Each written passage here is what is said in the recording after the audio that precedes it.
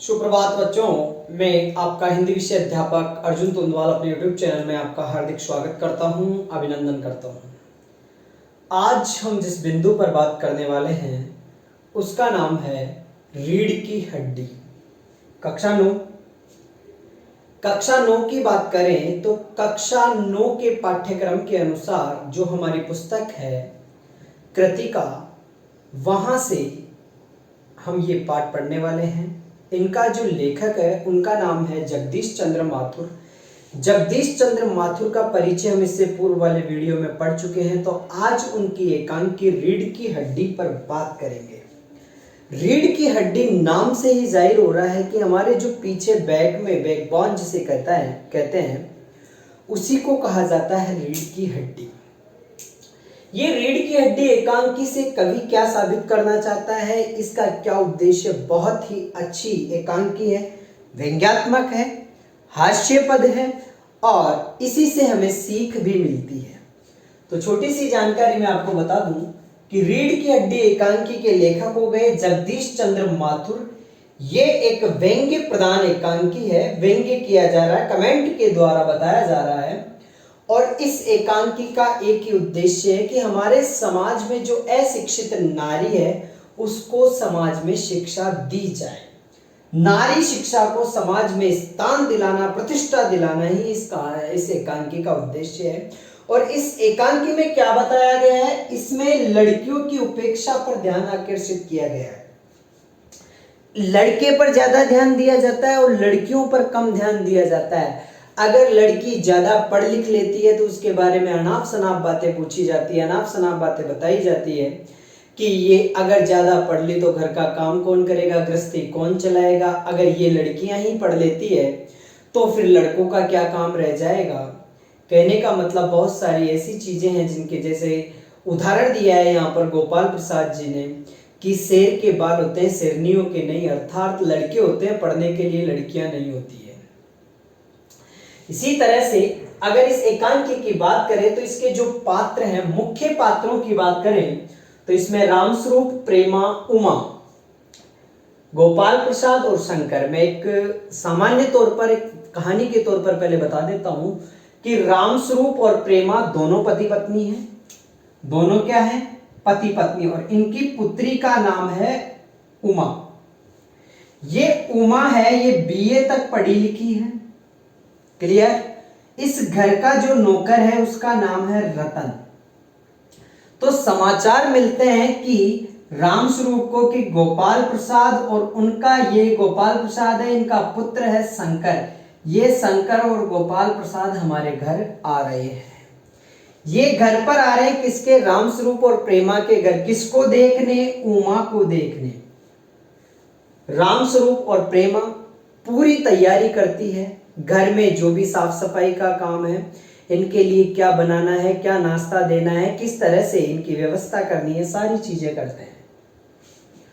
अंततोगत्वा एक नौकर होता है रतन, जो भी इनकी मदद करता है। इसको एकांकी के शुरुआत में शुरू होते ही जो ही गोपाल प्रसाद और शंकर घर में प्रवेश करते हैं तो ही रतन को पनीर लेने भेज दिया जाता है और एकांकी के समाप्त होने पर ही नौकर आता है। तो रतन का इसमें कम रोल है।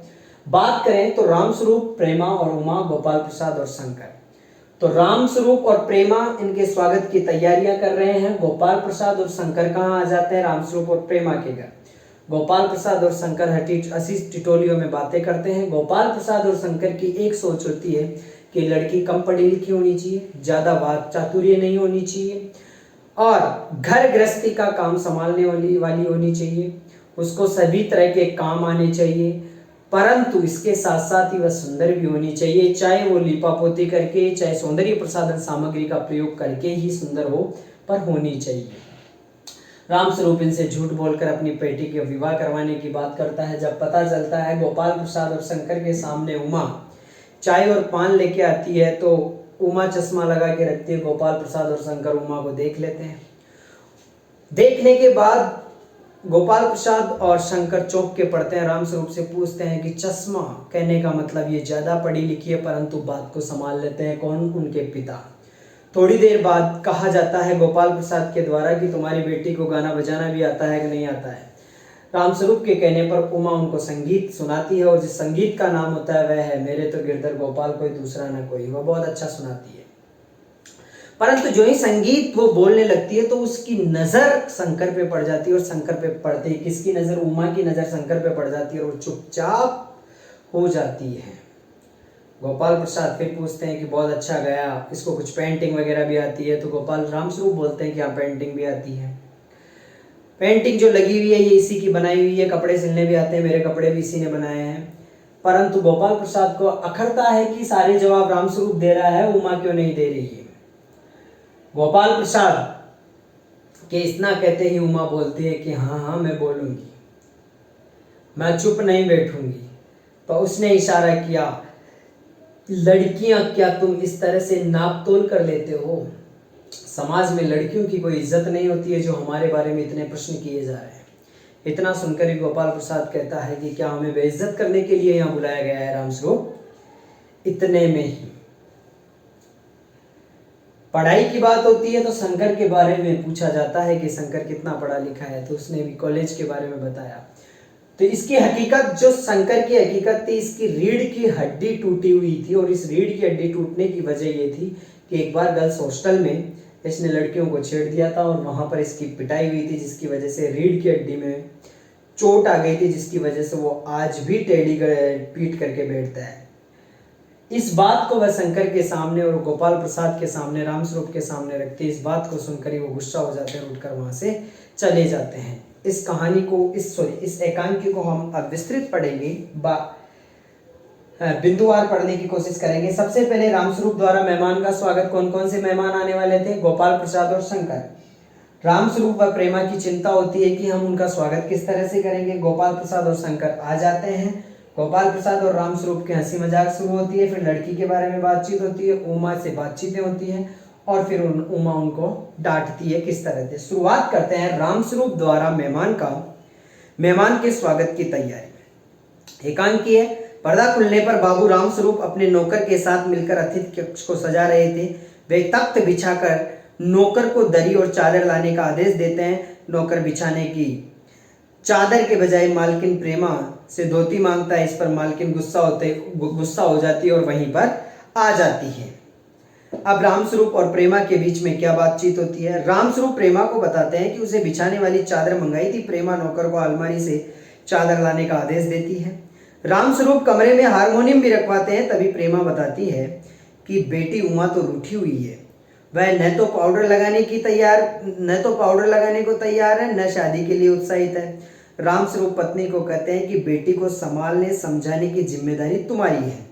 पत्नी अपना पल्ला झाड़ती हुई ये काम पति पर डालती है कि इतना पढ़ना लिखाना नहीं चाहिए था, वह एंट्रेंस पास कर लेती, इतना ही काफी है, पर तुमने तो इसको ज्यादा पढ़ा लिखा दिया, इसलिए यह आज हमारी बात नहीं सुनती है। बाबू रामस्वरूप पत्नी को डांटते हुए कहते हैं कि तुम्हें समझाया था कि हमें उमा की पढ़ाई को छिपाना है, फिर भी तुम एंट्रेंस का मुंह पर ला रही हो।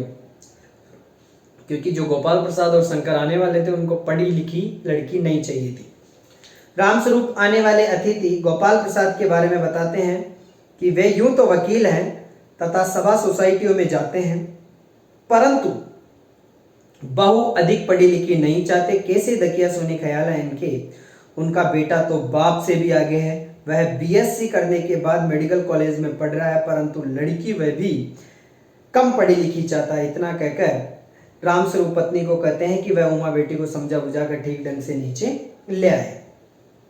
इतने में ही गोपाल प्रसाद और शंकर का आगमन हो जाता है। नौकर बताता है कि बाहर कोई अतिथि आए हैं। वे जल्दी से हारमोनियम को ठीक जगह रखते हैं और नौकर को मक्खन लाने के लिए भेजते हैं। बाबू गोपाल प्रसाद अपने बेटे शंकर के साथ प्रवेश करते हैं। रामस्वरूप नमस्कार करते हुए उनका स्वागत करता है, उन्हें बिठाता है। लड़के शंकर की रीढ़ की हड्डी कुछ झुकी हुई है। कुशल क्षेम पूछने के बाद रामस्वरूप शंकर से पूछते हैं कि अब उसकी पढ़ाई का आखिरी साल होगा। शंकर बताता है कि नहीं, अभी 2 साल से।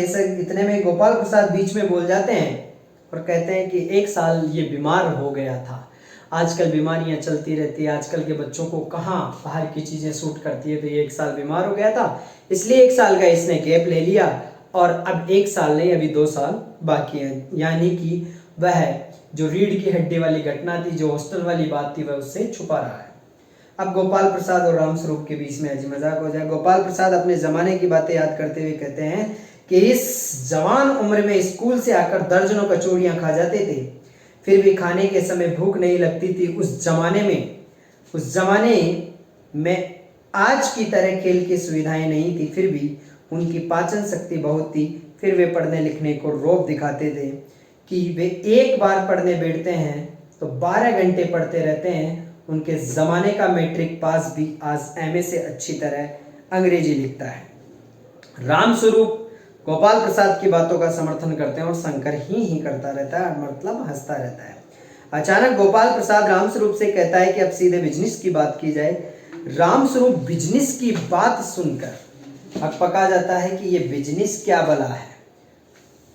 फिर वह पीछे वाले कमरे से चाय और मिठाई नाश्ते की ट्रे उठाने चला जाता है। गोपाल प्रसाद अपने बेटे को कहते हैं कि मकान वगैरह देखकर तो ऐसा लगता है कि ऐसी ठीक है, देखते हैं लड़की कैसी है। फिर वह शंकर को सीधे बैठने के लिए कहता है कि बैकबोन सीधी करने के लिए, कहने का मतलब तेरी बैकबोन, यहाँ लड़की देखने आए हैं तो फिर भी झुकी हुई कमर से बैठा हुआ है, सीधी करके बैठ। जितने में ही रामस्वरूप आ जाते हैं। अब लड़की की खूबसूरती और पढ़ाई के बारे में विचार होता है, अर्थात लड़की के बारे में बातचीत होती है। इधर उधर की गप्पों में चलते लड़की की खूबसूरती की चर्चा होने लगती है। रामस्वरूप कहता है कि हमारे जमाने में खूबसूरती का सवाल ही नहीं उठता था। वह शंकर से पूछता है कि शादी तय करने में खूबसूरती का हिस्सा कितना होना चाहिए। गोपाल प्रसाद बात को काटते हुए कहते हैं लड़की का खूबसूरत होना निहायत जरूरी है, चाहे इसके लिए उसे पाउडर वगैरह लगाना पड़े, क्योंकि घर की औरतें राजी नहीं होती।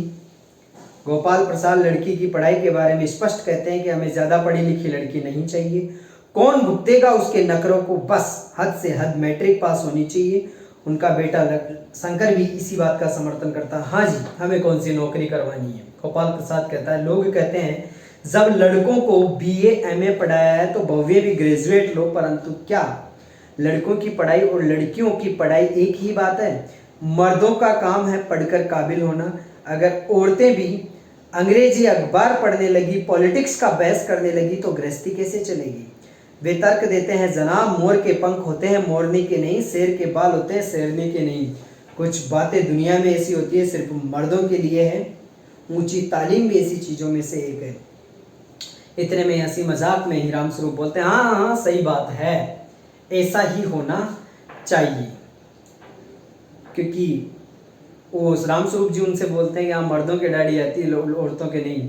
ठीक है। उमा से पूछताछ होती है। अब लड़की के बारे में बातचीत हो गई, अब उमा आ चुकी है, उमा को बुला लिया जाता है। उमा क्या करती है, नाश्ता समाप्त होने के बाद रामस्वरूप पान मंगवाते हैं। उनकी बेटी उमा पान की तस्तरी लेकर वहां आती है। उसके कपड़े सादे हैं, गर्दन झुकी है, आंखों पर चश्मा। चश्मा देखते ही गोपाल प्रसाद और शंकर चौंक पड़ते हैं। रामस्वरूप सफाई पेश करते हैं पिछले महीने इनकी आंखें दुखनी आ गई थी, इसलिए कुछ दिनों के लिए चश्मा लगाना पड़ा। रामस्वरूप के कहने पर उमा हारमोनियम के पास बैठती है। गोपाल प्रसाद को उमा की चाल ढाल और चेहरा पसंद आता है। वे उमा से कुछ गाने के लिए कहते हैं। उमा मीरा का भजन गाती है, मेरे तो गिरधर गोपाल दूसरा न कोई। इसके स्वर में तल्लीनता और मधुरता देखते हैं। अचानक उमा की आंख शंकर की झेपती हुई आंखों से मिल जाती है।